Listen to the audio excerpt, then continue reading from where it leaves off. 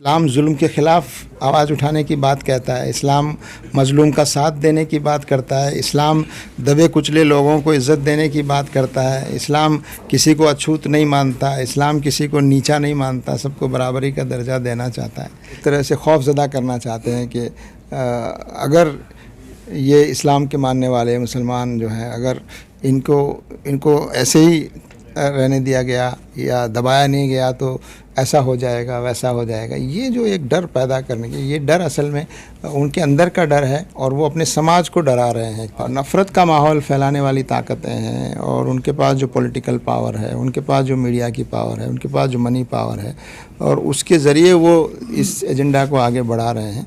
तो उसके जवाब में आम लोगों को जमा होना पड़ेगा। अब उनको लगता है इन ताकतों को कि शायद अब ये डेवलपमेंट का एजेंडा उनके पास कोई दिखाने के लिए जनता को कुछ नहीं है, तो नफ़रत और डिवीज़न के एजेंडे के साथ वो अपना वोट कंसोलिडेट करके इमीडिएट पॉलिटिकल फ़ायदा उठाना चाहते हैं। यही जो इस्लाम है उसको लोगों तक पहुंचने से रोका जा रहा है। दोस्तों, हम सब जानते हैं कि दुनिया में बहुत से लोग ऐसे होते हैं जिन्हें पानी से डर लगता है। बहुत से लोग ऐसे होते हैं जिसे तन्हाई से डर लगता है। बहुत से लोग ऐसे होते हैं जिन्हें जहाज़ में सफ़र करने से डर लगता है। लेकिन क्या आप जानते हैं कुछ लोग ऐसे भी होते हैं जिन्हें किसी मज़हब से डर लगता है। जी हाँ, ये बीमारी नई नई शुरू हुई है जो पिछले कुछ सालों से पूरी दुनिया के साथ साथ हिंदुस्तान में भी शुरू हो गई है। और इस नई बीमारी का नाम है इस्लामोफोबिया, यानी कि कुछ लोगों को इस्लाम से डर लगता है। ज़रा सोचिए, जो मज़हब अमन के बुनियाद पर फैला हो पूरी दुनिया में, उस मज़हब से कुछ लोगों को डर लगता है। हमारे साथ इंजीनियर सलीम साहब हैं जो जमात इस्लामी हिंद के नेशनल वाइस प्रेसिडेंट हैं। सलीम साहब, जो मज़हब अमन की वजह से पूरी दुनिया में मशहूर हुआ, उसी वजह से फैला, और आज आखिर ऐसा क्या हो गया है कुछ लोगों को इससे डर लगने लगा है? ये ट्रेंड सिर्फ भारत में नहीं है बल्कि पूरी दुनिया में इस्लाम को एक किस्म का चैलेंज और एक ख़तरा बताकर पेश किया जा रहा है।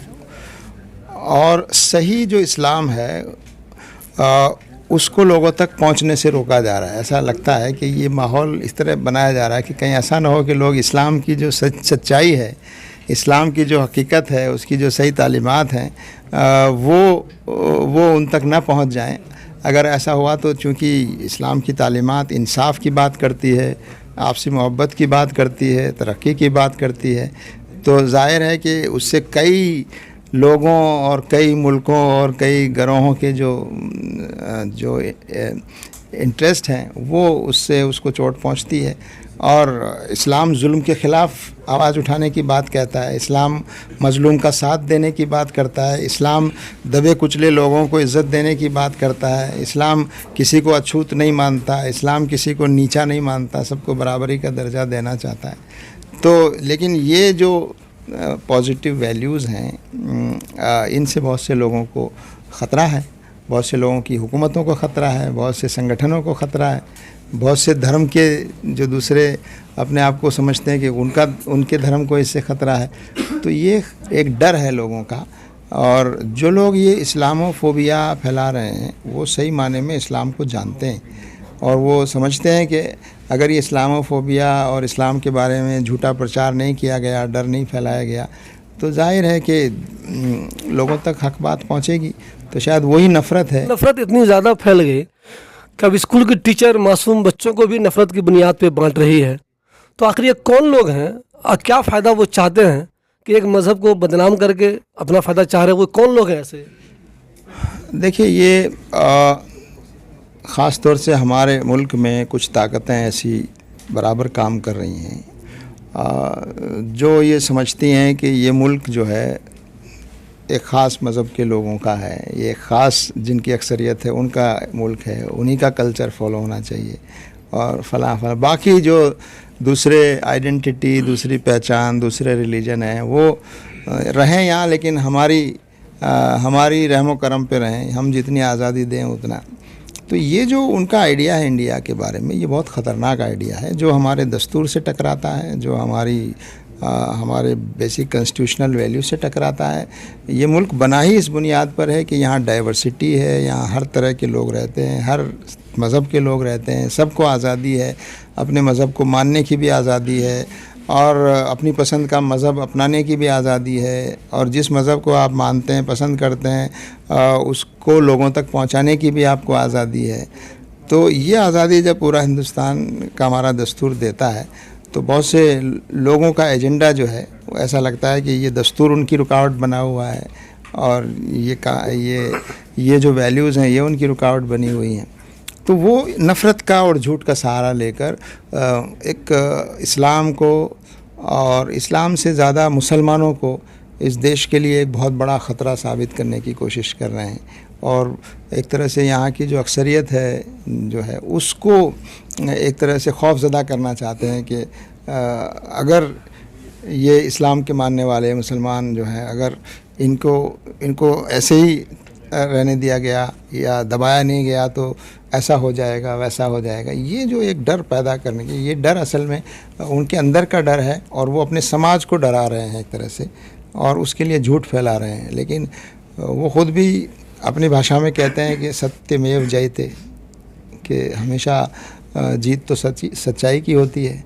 तो ये झूठ और ये जो घड़ी हुई चीज़ें हैं ये ज़्यादा दिन टिकने वाली नहीं। ये नफ़रत का माहौल भी उसकी एक लिमिट है, हद है, और मुझे लगता है कि वहाँ तक हम पहुँच गए हैं। अब लोग जो है इनसे सवाल भी करने लगे हैं। अब नफ़रत के एजेंडा से इतने उकता गए हैं लोग कि अब जो है मुझे लगता है कि नफ़रत के एजेंडे को इनको वापस समेटना पड़ेगा। क्या कभी आपको ऐसा लगता है कि कुछ गिने चुने मुसलमानों की कभी कभी कुछ गलत हरकत की वजह से, वो हो सकते हैं बिल्कुल बहुत ना के बराबर हो, ऐसे लोग जिनकी कुछ हरकत कभी ऐसी हो जाती है नेशनल लेवल पे या इंटरनेशनल लेवल पे, जिसकी वजह से कुछ लोग जो अच्छे हैं हिंदू वो भी इस्लाम से डरने लगते हैं या इस्लाम से खौफ खाने लगते हैं, ऐसा कभी लगता है आपको? देखिए, ये बात तो सही है कि हर मज़हब में के मानने वालों में ऐसे लोग हैं जो बहुत सी ऐसी गलतियां करते हैं और उसको मज़हब का नाम दे देते हैं। तो किसी की गलती को मज़हब से जोड़ना ये ठीक नहीं है। अगर किसी ने कोई क्राइम किया है तो उसको देखने के लिए हमारे यहाँ कानून मौजूद है, तो उसको किसी मज़हब से जोड़ना ठीक नहीं है। लेकिन ये बात सही है कि यहाँ ऐसे तबके अब मौजूद हो गए हैं कि किसी एक छोटी सी वाक़े को जो किसी ने कर दिया या हो गया, उसको लेकर आप पूरे देश में पूरे मुस्लिम समाज के ख़िलाफ़, इस्लाम के ख़िलाफ़ माहौल बनाएं, वो ठीक नहीं है। तो लेकिन लोग अब समझने लगे हैं, लोग अब जानने लगे हैं कि क्या एजेंडा है, क्यों ऐसा किया जा रहा है। तो और इसका बड़ा रीज़न जो अभी नज़र आता है वो तो ये है कि अपना सियासी इक़्तिदार, पॉलिटिकल पावर को जो है वो मजबूत करना, उस पर अपनी पकड़ मजबूत करना।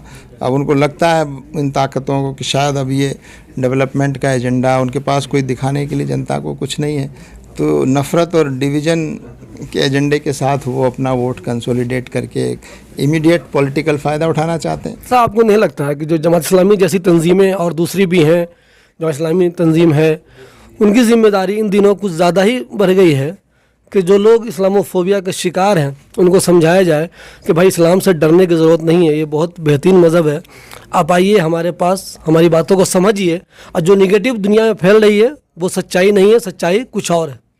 बिल्कुल, इस चीज़ को जमात इस्लामी हिंद ख़ुद भी महसूस करती है और मिल्लत को भी समझाने का हम ये काम कर रहे हैं। और सिर्फ मिल्लत को नहीं बल्कि इस मुल्क में दूसरे मज़हब के जो ऐसे लोग हैं, जो समझदार लोग हैं और जिनको ये रास्ता जो है जो गलत समझते हैं, ऐसे लोगों को साथ लेकर इस मुल्क के माहौल को हम बेहतर बनाने की कोशिश कर रहे हैं। लेकिन जो नफ़रत का माहौल फैलाने वाली ताकतें हैं और उनके पास जो पॉलिटिकल पावर है, उनके पास जो मीडिया की पावर है, उनके पास जो मनी पावर है, और उसके ज़रिए वो इस एजेंडा को आगे बढ़ा रहे हैं, तो उसके जवाब में आम लोगों को जमा होना पड़ेगा और आम लोग उसके लिए पॉजिटिव कोशिशें करेंगे। तो जाहिर है, लेकिन ये कि मायूसी का कोई के हालात नहीं है, कोशिशें की जाएंगी तो इंशाल्लाह उसका फ़ायदा होगा। ये थे सलीम इंजीनियर साहब, जमात इस्लामी के नेशनल वाइस प्रेसिडेंट। इन्होंने कहा कि कुछ लोग अपने पॉलिटिकल फ़ायदे के लिए तो इस्लाम को बदनाम कर सकते हैं, लेकिन जो लोग नॉर्मल है, जिनका किसी पॉलिटिक्स से कोई लेना देना नहीं है, उनको चाहिए कि वो इस्लाम को समझें। तब आपको मालूम चलेगा ये जो मज़हब है इससे डरने की ज़रूरत नहीं है, बल्कि एक बेहतरीन मज़हब है जो किसी के ख़िलाफ़ नहीं है, ये सबको मानवता की शिक्षा देने वाला मज़हब है।